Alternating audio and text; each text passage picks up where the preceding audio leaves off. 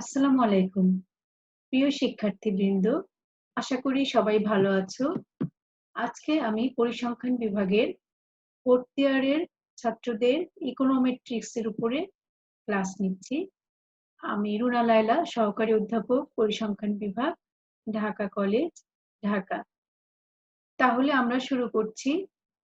আমাদের আজকের course title ইকোনোমেট্রিক্স, course number stat 243611। এর আগে তোমাদের সাথে আমার ক্লাস হয়েছে ইকোনোমেট্রিক্স এর ডেফিনিশন, ইউজেস, লিমিটেশনস, বিভিন্ন ধরনের ডাটা, এগুলো নিয়ে আমরা গত ক্লাসে আলোচনা করেছি। তার ধারাবাহিকতায় আজকে আরো কিছু থিওরি সংক্রান্ত বিষয় আলোচনা করব ইকোনোমেট্রিক্স রিলেটেড। আমরা জানি এই করোনাকালীন সময়ে সবাই বাসায় ক্লাস হচ্ছে না, আমরা বাসায় বসে আছি ছাত্ররা এবং আমরাও চেষ্টা করছি তোমাদের এই বসে থাকার সময়টুকু যেন কাজে লাগে। তোমরাও মনোযোগ দিয়ে এই সময়টা কাজে লাগাবে আশা করি, এবং আমাদের সময় এবং কষ্ট সার্থক বলে আমরা তখন মনে করব। তাহলে আমরা শুরু করছি ইকোনোমেট্রিক model. Econometric model are statistical models used in econometrics. Actually, econometrics ছিল আমাদের তিনটা সাবজেক্টের কম্বিনেশন, আমরা বলেছিলাম ইকোনমিক্স, স্ট্যাটিস্টিক্স এন্ড ম্যাথমেটিক্স। তো ইকোনোমেট্রিক্স আমরা যে মডেলটা ইউজ করব সেটা হচ্ছে statistical model. An econometric model specifies the statistical relationship that is believed to hold between the various economic quantities pertaining to particular economic phenomena. তাহলে আমরা দেখতে পাচ্ছি যে ইকোনোমেট্রিক মডেল সেটা কি করছে, বিভিন্ন ধরনের ইকোনমিক কোয়ান্টিটিস বা ইকোনমিক ভেরিয়েবল গুলোর মধ্যে রিলেশনশিপ বিল্ড আপ করার বিষয়ে আলোচনা করছে। সাপোজ এখানে একটা আমরা এক্সাম্পল দিয়েছি, দেখো যে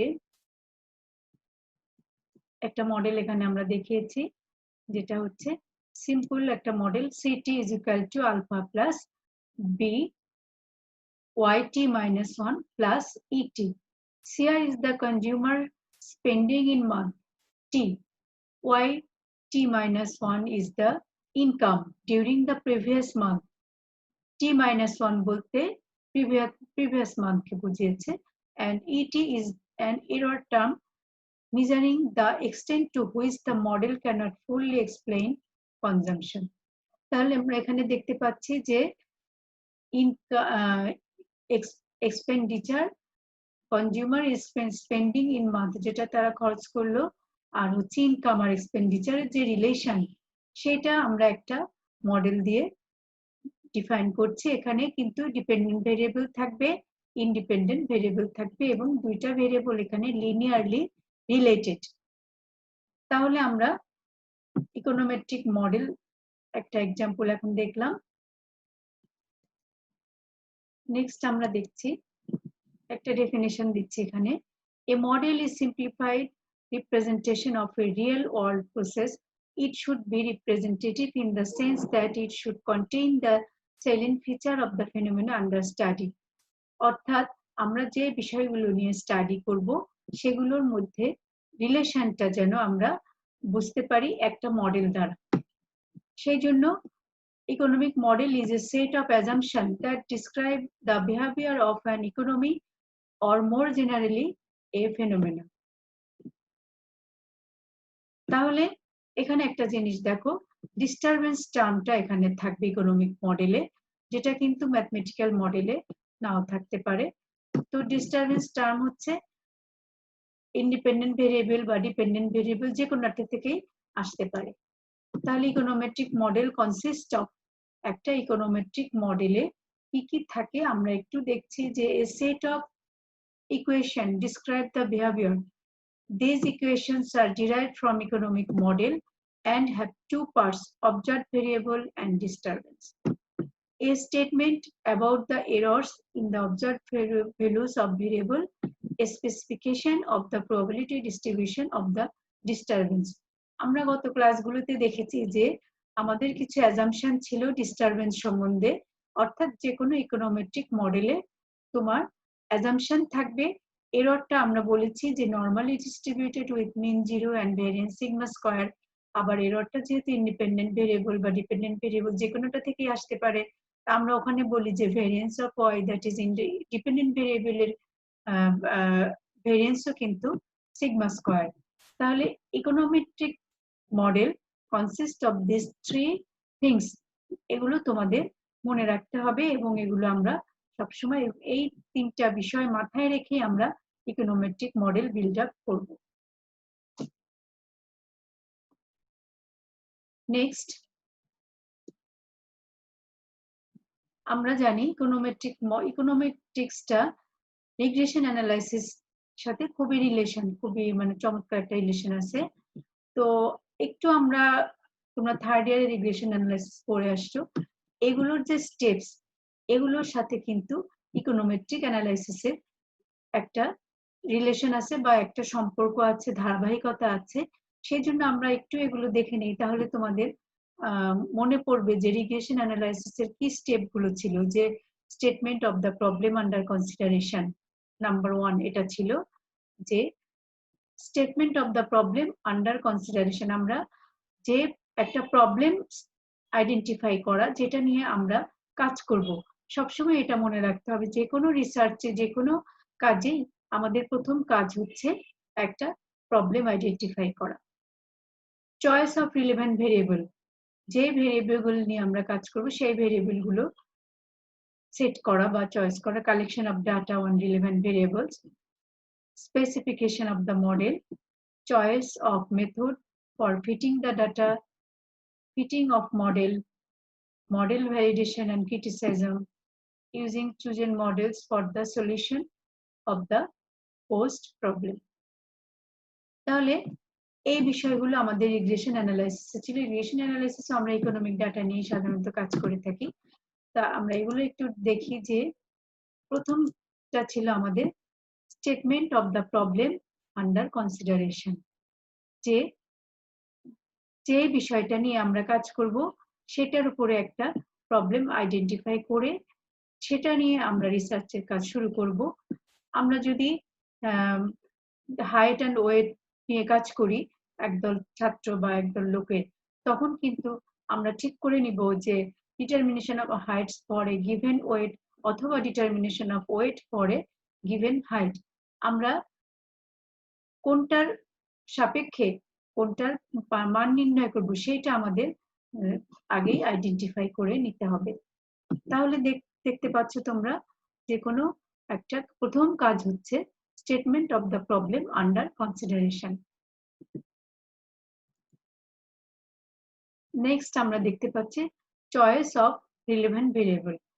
তাহলে আমরা প্রথমে দেখি it has to be kept in mind that the correct choice of variable will determine the statistical inference correctly.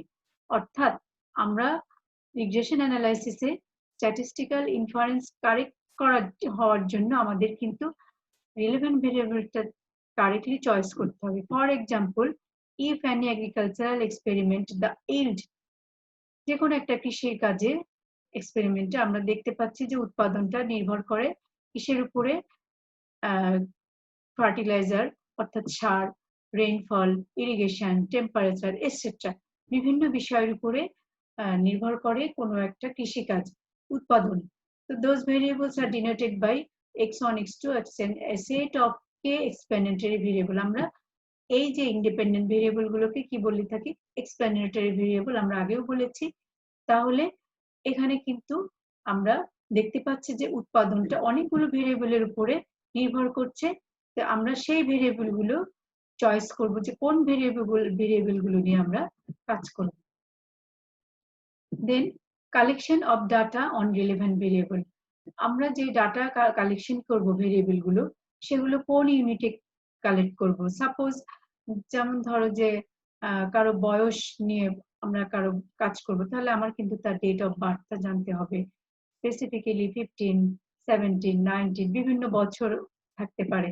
আবার যদি আমি মনে করি যে এখানে বলা হয়েছে যে যাদের বয়স 18-র কম, হ্যাঁ, তাদেরকে আমরা 1 দিব, আবার যাদের বয়স 18 এর বেশি তাদেরকে আমরা 0 বলে আইডেন্টিফাই করব। এগুলো আমাদের একটু খেয়াল রাখতে হবে যে কখন আমরা ডাটা কালেকশন কোন পদ্ধতিতে করব এবং সেগুলোকে কিভাবে স্পেসিফাই করব। এটা একটা ইম্পর্টেন্ট বিষয় রিগ্রেশন অ্যানালাইসিসে। নেক্সট আমরা দেখতে পাচ্ছি যে এভাবে আমরা অবজারভেশন নাম্বার দিয়ে রেসপন্স ভেরিয়েবল ও এর জন্য এই এক্সপ্লেনেটরি ভেরিয়েবল এভাবে আমরা একটা টেবিল করে নিতে পারি যে যখন আমরা কোয়ালিটেটিভ ডাটা নিয়ে কাজ করব তখন আমাদের analysis of variance technique use করতে হয়। আবার যদি কিছু এক্সপ্লেনেটরি ভেরিয়েবল কোয়ালিটেটিভ থাকে, কিছু কোয়ান্টিটেটিভ থাকে, তখন কিন্তু আমরা analysis of covariance technique use করে থাকি। কাজেই আমাদের একটু খেয়াল করতে হবে যে কোয়ালিটেটিভ ডাটা এবং কোয়ান্টিটেটিভ ডাটা আমরা কখন কোনটা নিয়ে কাজ করেছি। আবার যদি বাইনারি ভেরিয়েবল যখন বাইনারি আমরা আগে বললাম যেটা 0 আর 1 ধরবো, তখন আমাদের ইউজ করতে হবে লজিস্টিক এন্ড প্রবিট রিগ্রেশন। তো এগুলো তোমরা আগে করে আসছো, এই জন্য একটু আমরা মেমোরাইজ করে নিচ্ছি যাতে পরবর্তী টপিকগুলো পড়তে তোমাদের একটু সুবিধা হয়। তাহলে data collection of data off relevant variable এটা একটা ইম্পর্টেন্ট বিষয় যে how to record the data on মানে যেই ডাটা গুলো নিয়ে আমরা কাজ করি সেগুলো কিভাবে রেকর্ড করব, কোন এককে রেকর্ড করব বা কোন পদ্ধতিতে কোয়ালিটেটিভ বা কোয়ান্টিটেটিভ কিভাবে আইডেন্টিফাই আমরা করব ডাটাগুলো, সেগুলো একটা ইম্পর্টেন্ট বিষয়। তো আমরা এখানে এটা দেখতে পাচ্ছি, আমরা বলেছি যে যদি কোয়ালিটেটিভ ডাটা হয় তাহলে analysis of variance technique use করতে হবে, আর যদি ইন্ডিপেন্ডেন্ট ভেরিয়েবল গুলো কোয়ালিটেটিভ কোয়ান্টিটেটিভ দুই ধরনের থাকে তখন analysis of covariance technique use করতে হবে। আচ্ছা, আমাদের মডেল স্পেসিফিকেশন একটা খুবই গুরুত্বপূর্ণ বিষয় ইকোনোমেট্রিক্স এর ক্ষেত্রে, এবং এটা তোমরা রিগ্রেশন অ্যানালাইসিসেও করে আসছো যে linear simple linear regression model করেছো, মাল্টিপল লিনিয়ার রিগ্রেশন মডেল করেছো। তাহলে নরমালি আমরা কি বলি যে একটা ফাংশন এভাবে যে ডিপেন্ডেন্ট ভেরিয়েবলটা জেনারেল ফর্মটাকে আমরা এভাবে লিখতে পারি যে y is equal to f of x1 x2 up to x কে হতে পারে, আবার প্যারামিটার β1 β2 বিভিন্ন থাকতে পারে। মাল্টিপল রিগ্রেশনের ক্ষেত্রে মাল্টিপল ভেরিয়েবল থাকবে, মাল্টিপল প্যারামিটার থাকবে, প্লাস এপসিলন। তাহলে দেখো এখানে আমরা দিয়েছি কতগুলো লিনিয়ার প্যারামিটারের ক্ষেত্রে β1 β2, এভাবে কতগুলো মডেল আমরা আইডেন্টিফাই করে থাকি। তাহলে মডেল স্পেসিফিকেশন এগুলো লিনিয়ার মডেল যে y is equal to b1 x1 b2 x1 square, হ্যাঁ, b3 x2 এভাবে, অথবা y is equal to এটা, এগুলো লিনিয়ার মডেল। আর নন লিনিয়ার মডেলেরও এখানে एग्जांपल দেয়া আছে β1 x1 β2 square x2 plus β3 x3, এভাবে কতগুলো আমরা মডেল দেখতে পাচ্ছি।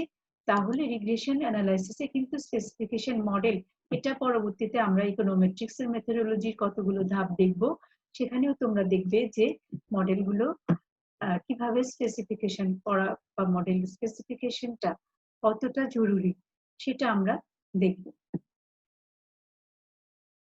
নেক্সট আমরা এখানে আরো কিছু বিষয় আছে যে if a model contains only one explanatory variable then it is called simple regression model. When there are more than one independent variable called multiple regression model. When there is only one study variable, the regression is termed as univariate regression. When there are more than one study variable, the regression is termed as cumulative regression, multivariate regression. তো এগুলো তোমরা বারবার একটু মডেলগুলো দেখে নিবে যে কখন মাল্টিপল রিগ্রেশন, কখন সিম্পল রিগ্রেশন, কখন ইউনিভেরিয়েট রিগ্রেশন, কখন মাল্টিভেরিয়েট রিগ্রেশন, এগুলোর সাথে এগুলো ক্লিয়ার থাকলে ইকোনোমেট্রিক্স এর মডেলগুলো স্পেসিফিকেশন করতে তোমাদের জন্য অনেক সুবিধা হবে।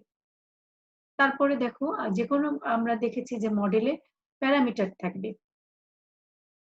নেক্সট 5 নম্বরে যেটা আসছে সেটা হচ্ছে choice of method for fitting the data. এখন মডেল যখন ডিফাইন করে ফেলবো তখন নেক্সট কাজ হচ্ছে estimate parameter of the model based on the collected data. This is referred to as parameter estimation model fitting. তো আমরা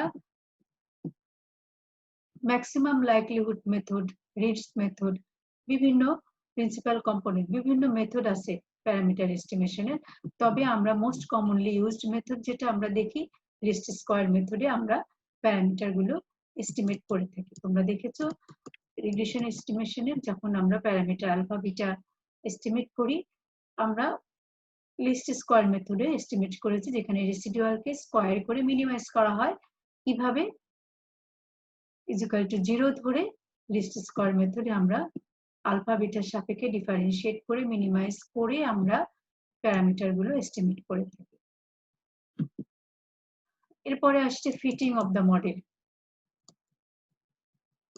ফিটিং অফ দ্য মডেলটা আমরা একটু দেখি যে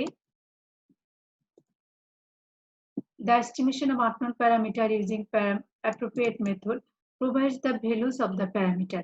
Substituting these values in the equation gives us a usable model. অর্থাৎ আমরা parameter estimate করার পরে এই মানগুলো যখন আমরা মডেলে বসিয়ে থাকি, সেটা আমাদের জন্য ইউজেবল হয়, যেটা ফরকাস্টিং এর কাজে ইউজ করা হয়। অর্থাৎ এখানে আমরা মডেল ফিট করি যে এক্স চলক যে থাকে, অর্থাৎ ইন্ডিপেন্ডেন্ট ভেরিয়েবল গুলোর মান বসিয়ে এবং প্যারামিটার গুলোর মান বসিয়ে আমরা ডিপেন্ডেন্ট ভেরিয়েবলের এস্টিমেটেড ভ্যালু পেয়ে থাকি। সেটা আমরা যখন গ্রাফ পেপারে ভ্যালুগুলো স্টাবলিশ করি, তখন আমরা ফরকাস্টিং করতে পারি বা প্রেডিক্টেড ভ্যালু পেয়ে থাকি যে আমাদের পরবর্তীতে আমরা কি মান পাবো, এটাকে আমরা বলে থাকি। অর্থাৎ the fitted equation is used to for prediction. ওই fitted equationটা আমরা প্রেডিকশনের জন্য ইউজ করি। In this case, estimated value of y is termed as predicted value. তাহলে আমরা এখানে বলতে পারি যে fitted value is where the values used for explanatory variables correspond to one of the observations in the data, whereas predicted value is the one obtained for any set of values of explanatory variable. It is not generally recommended to predict the y values for the set of those values of explanatory variables which lie outside the range of the data. তাহলে আমরা model fit করে আমরা predicted value দিয়ে মডেলটা fit করে থাকি এবং আমরা ফোরকাস্ট করতে পারি, পরবর্তী ডিসিশনে যেতে পারি। এখন 7 নম্বর স্টেজে আমরা দেখতে পাচ্ছি model criticism and selection.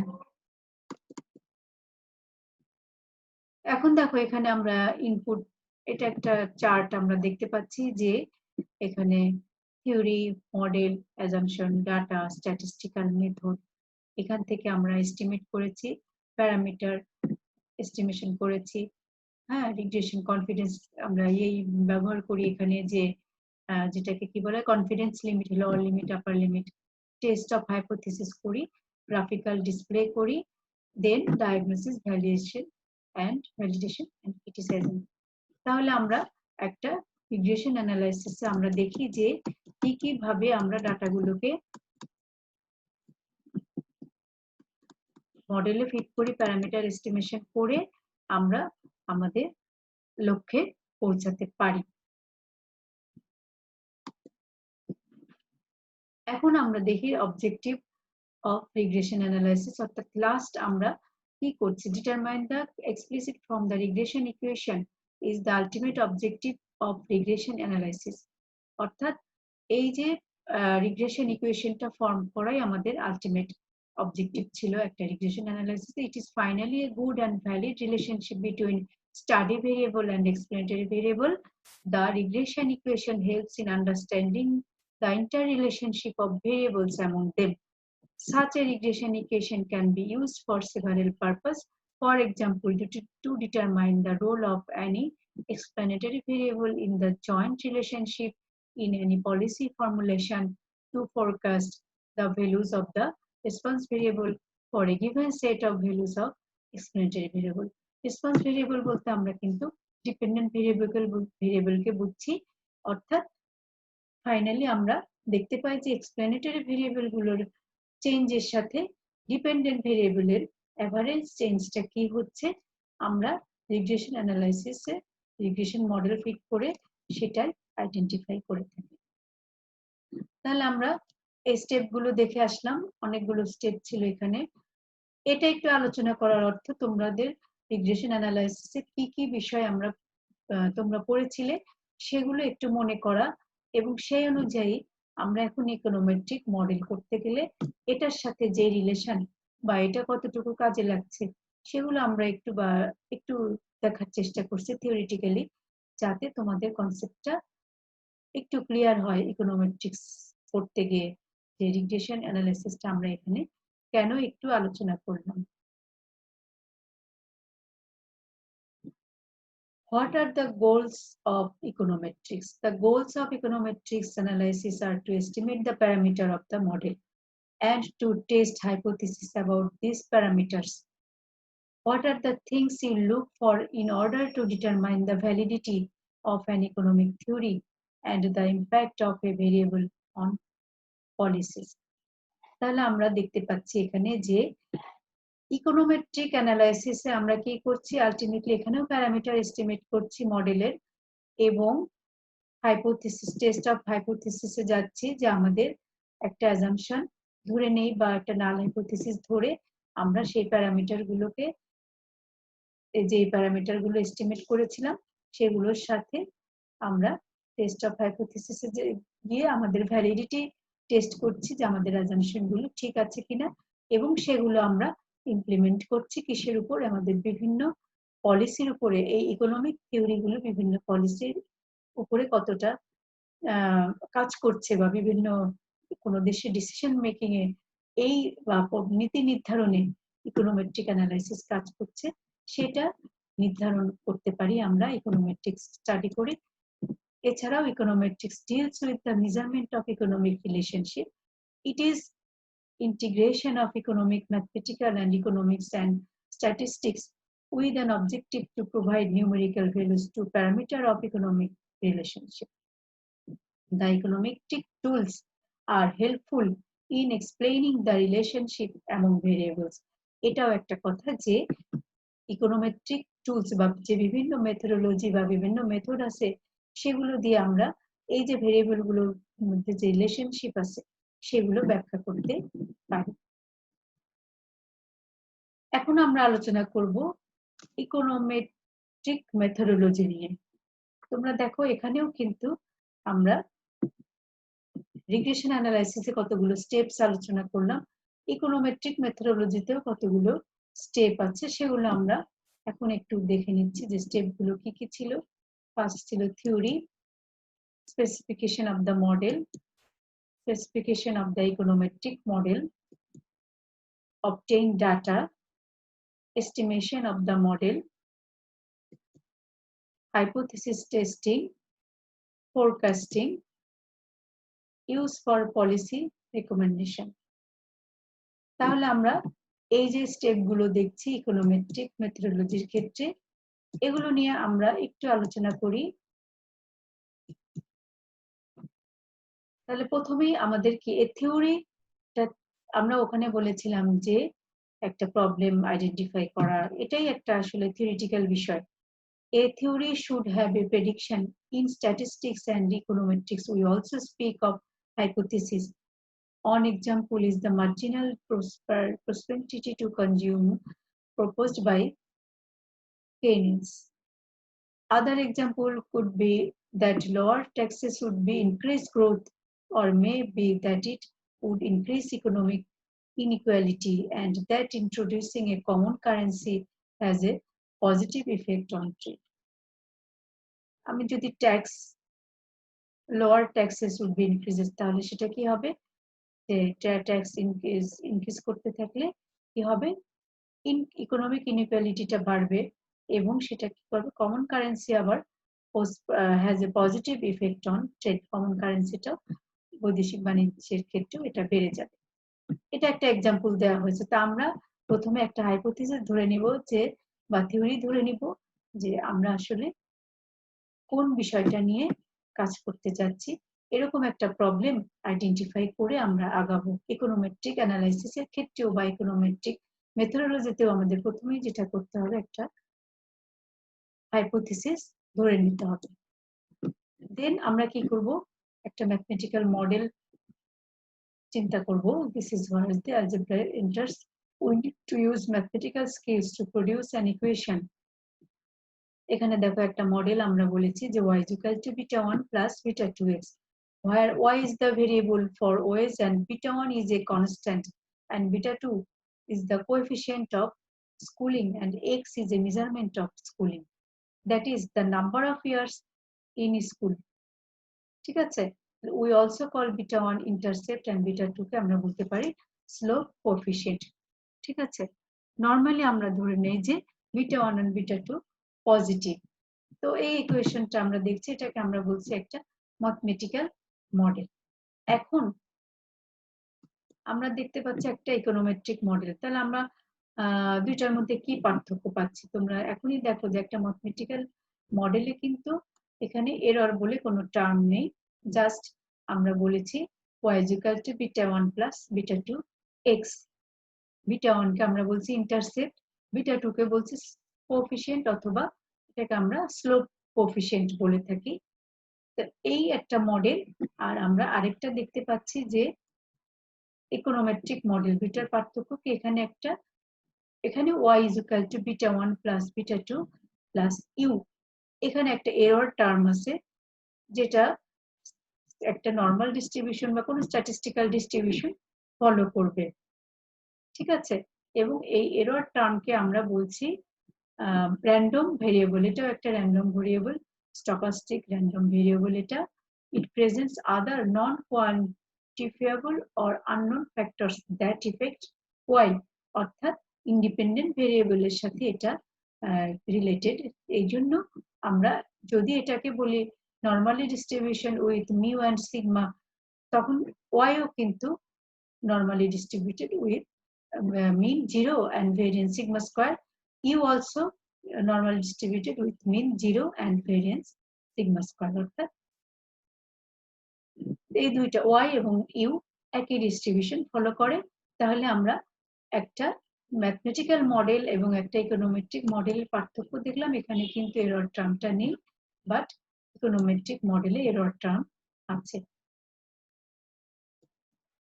Then obtain data, আমরা আগেও দেখেছি যে মডেল, একটা মডেল স্পেসিফাই করার পরে আমাদের দেখতে হবে যে we need data for the variables above. This can be obtained from government statistics agencies and other sources.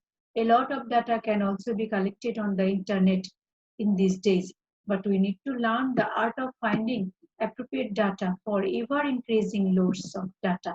আমরা ডাটাটা একটা সায়েন্টিফিক ওয়েতে একজন দক্ষ স্ট্যাটিস্টিশিয়ান দ্বারা আমরা কালেক্ট করব, এবং সেটা অবশ্যই সময় উপযোগী এবং যুগ উপযোগী হতে হবে, যেটা তুমি যে কোনো ভাবে কালেক্ট করতে পারো, কোনো গভর্নমেন্ট অর্গানাইজেশন বা প্রাইভেট বা ইন্টারন্যাশনাল অর্গানাইজেশন, অথবা সেকেন্ডারি ডাটা আমরা ইন্টারনেটের মাধ্যমে কালেক্ট করতে পারি। প্রাইমারি ডাটাগুলো আমরা কি করব, নিজে বা ফিল্ড ওয়ার্ক করে কালেক্ট করে থাকি। এগুলো তোমরা আগেও জেনেছো। এস্টিমেশন অফ দ্য মডেল, আমরা ধরে নেই যে বিটা 1 এন্ড বিটা 2 দুইটা প্যারামিটার, তো আমরা এগুলোকে আমরা এস্টিমেট করে নেই।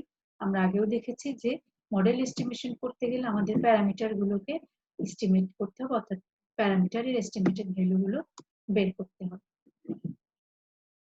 তারপরে আমাদের নেক্সট স্টেপটা হচ্ছে hypothesis testing. Now we go back to the part where we had economic theory. আমরা যে থিওরি ধরে কাজ শুরু করেছিলাম সেটা কতটুকু আমাদের জন্য ইফেক্টিভ, স্ট্যাটিস্টিক্যাল ইনফারেন্স বা হাইপোথিসিস টেস্টিং এর মাধ্যমে আমরা সেটা টেস্ট করব। তাহলে technically speaking the beta 2 coefficient should be greater than 0। আমরা আগেও বলেছি বিটা 1 বিটা 2 অর্থাৎ প্যারামিটার গুলো 0 এর চেয়ে বড় হতে হবে। If the hypothesis test was positive, that is theory was concluded to be correct, we forecast the value of the OS by predicting the value of education. For example, how much would someone earn for an additional years of schooling? If the x variable is the years of schooling, then beta 2 coefficient gives the answer to the question. অর্থাৎ আমরা hypothesis test করে আমরা কি করতে পারি যে আমাদের calculated value সেটা টেবিল ভ্যালুর সাথে কম্পেয়ার করে আমরা বলতে পারি যে আমাদের হাইপোথিসিস অ্যাকসেপ্টেড অর রিজেক্টেড। ঠিক আছে, এভাবে আমরা হাইপোথিসিস টেস্টিংটা করার পরে আমরা দেখি সেটা কতটুকু আমরা অ্যাকসেপ্ট করব নাকি রিজেক্ট করব। Lastly, the theory seems to make sense and the econometric model was not refuted on the basis of hypothesis test. We can go on use the theory for policy recommendation. If your theory was really good, then maybe you will earn the Nobel Prize of Economics.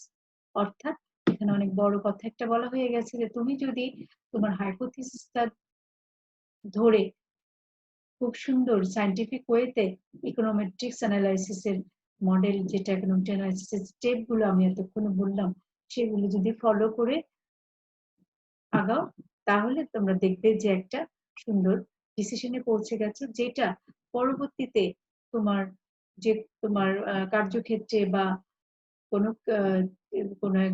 তোমার দেশে যে কোনো জায়গায় তুমি এই কনসেপ্টটা কাজে লাগিয়ে সুন্দর একটা ডিসিশন দিতে পারো। তাহলে আমরা আজকে ইকোনোমেট্রিক্সের যে ইকোনোমেট্রিক মেথোডোলজির কতগুলো স্টেপ দেখলাম। আবার একটু দেখি যে প্রথমে আমরা কি করে একটা থিওরি বা একটা প্রবলেম একটা ধরে নেই এবং সেটা আমরা সেই অনুযায়ী আমরা আমাদের লক্ষ্যে এগোতে থাকি। ম্যাথমেটিক্যাল মডেল দেখলাম, তারপরে দেখলাম ইকোনোমেট্রিক মডেল কিভাবে স্পেসিফাই করব আমরা, করার পরে ডাটা কালেকশন করে মডেলটা ফিট করব, অর্থাৎ প্যারামিটার গুলো এস্টিমেশন করব, করে সেই প্যারামিটার এস্টিমেট করার পরে আমরা মডেল এস্টিমেশন করে থাকি। তারপরে হাইপোথিসিস টেস্ট করে প্যারামিটার গুলো নিয়ে ফরকাস্ট করে তারপরে আমরা ইউজ ফর পলিসি রেকমেন্ডেশনে যাই। অর্থাৎ আমাদের এই এতক্ষণ আমরা যে কাজগুলো করলাম সেগুলো কতটুকু ফ্রুটফুল হয়েছে সেটা আমরা দেখি এবং পরবর্তীতে সেটা কাজে লাগিয়ে থাকি। তাহলে আমরা ইকোনোমেট্রিক্সের বিভিন্ন স্টেজগুলো আজকে দেখলাম। এর আগে আমরা রিগ্রেশন অ্যানালাইসিস নিয়ে আলোচনা করেছি, কারণ তোমরা দেখতেই পাচ্ছ রিগ্রেশন অ্যানালাইসিসটার সাথে ইকোনোমেট্রিক্স এর সুন্দর একটা রিলেশন আছে। সেই জন্য তোমরা ওইটা একটু আলোচনা করে নিলাম যাতে তোমাদের এই রিগ্রেশন অ্যানালাইসিসে যে আমরা যে ভেরিয়েবল গুলো ইউজ করি, যেভাবে মডেল এস্টিমেট করেছিলাম, তোমাদের একটু মনে করিয়ে দিলাম। সিম্পল রিগ্রেশন অ্যানালাইসিস ছিল, মাল্টিপল রিগ্রেশন অ্যানালাইসিস, এগুলোর কনসেপ্ট গুলো তোমাদের ক্লিয়ার থাকতে হবে।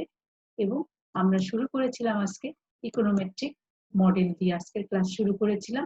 সেই মডেল নিয়ে আজকে আলোচনা করলাম। মডেলে কি কি থাকবে, ভেরিয়েবল থাকবে, এরর থাকবে, ভেরিয়েবল থাকবে ইন্ডিপেন্ডেন্ট ভেরিয়েবল, ডিপেন্ডেন্ট ভেরিয়েবল, এছাড়া থাকবে প্যারামিটার, একটা হচ্ছে কোএফিসিয়েন্ট, আরেকটাকে বলবো আমরা স্লোপ। এরকম কতগুলো বিষয় নিয়ে আমরা আজকে আলোচনা করলাম। তো আশা করি তোমরা এই আলোচনা আমরা যা করি তোমরা আবার একটু রিভিউ করবে, তাহলে তোমাদের এই বিষয়গুলো ক্লিয়ার হবে। তা ইকোনোমেট্রিক মডেল ভালো মতো আইডিয়া নিতে হবে তোমাদের, যাতে পরবর্তীতে তোমরা মডেল স্পেসিফিকেশন করতে গেলে কোনো ঝামেলায় না পড়ো বা কোনো ধরনের সমস্যা না হয়। এই জন্য ইকোনোমেট্রিক মডেলের যে বিষয়গুলো আমরা আলোচনা করলাম এগুলো খুব ভালো মতো আয়ত্ত করে নিবে। তারপরে আমরা দেখেছি রিগ্রেশন অ্যানালাইসিসের কতগুলো স্টেপ, এরপরে আমরা দেখলাম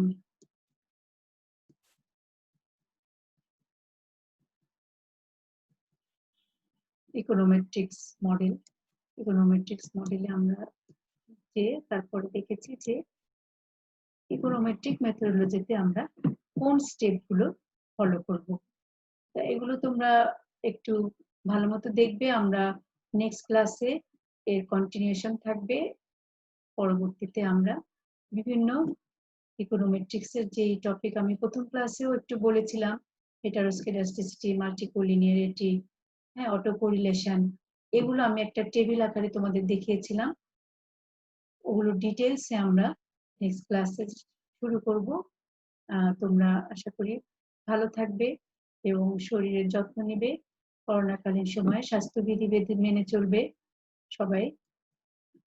এটা এখন খুব গুরুত্বপূর্ণ, আমাদের একটা গুরুত্বপূর্ণ কাজ স্বাস্থ্যবিধি মেনে চলা, বয়স্কদের একটু দেখে রাখা, এগুলো একটু খেয়াল করবে। তাহলে আমরা আজকে এটুকুই শেষ করছি। সবাই ভালো থাকো। ধন্যবাদ সবাইকে। আল্লাহ হাফেজ।